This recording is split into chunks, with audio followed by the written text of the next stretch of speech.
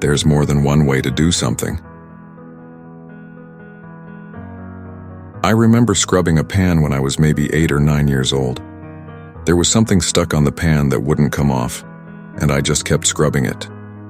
My dad stopped me, grabbed a fork, and just scraped it off. And he looked at me and said, "Jody, there's more than one way to do something." From that moment on, I've been looking at every problem in my life like, how can I do this a different way?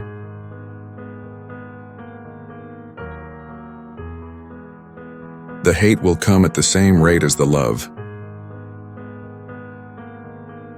The best advice I ever received was that the hate will come at the same rate as the love. There will always be people who are so dissatisfied with themselves that they have to project that onto other people. And instead of trying to focus on the negativity, I tend to try to put more energy into the people and the things that are showing me love, support, and good energy.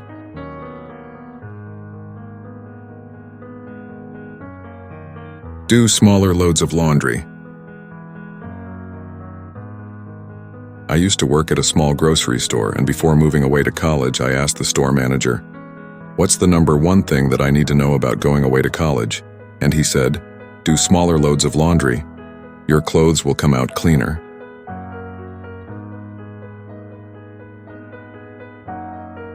Being vulnerable means taking off our armor.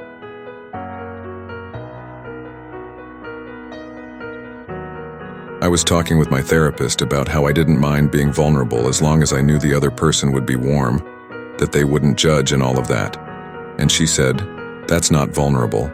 Being vulnerable means taking off our armor and going in not knowing how we'll be received, but putting ourselves out there a little bit anyway." Go where the energy goes. The best piece of advice I ever received was, go where the energy goes. What has good vibes? What makes you feel good about yourself? Where is that good energy? Head in that direction. It's not all about you.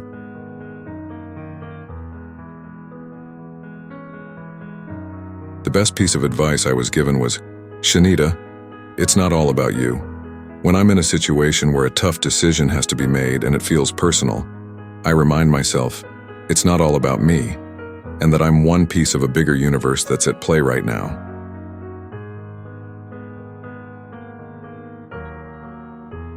Expect yourself to change. We all change every 5 years or so. More or less, we have to expect ourselves to change, and we have to expect people in our lives to change. That little piece of advice has given me a lot of space for room and for growth.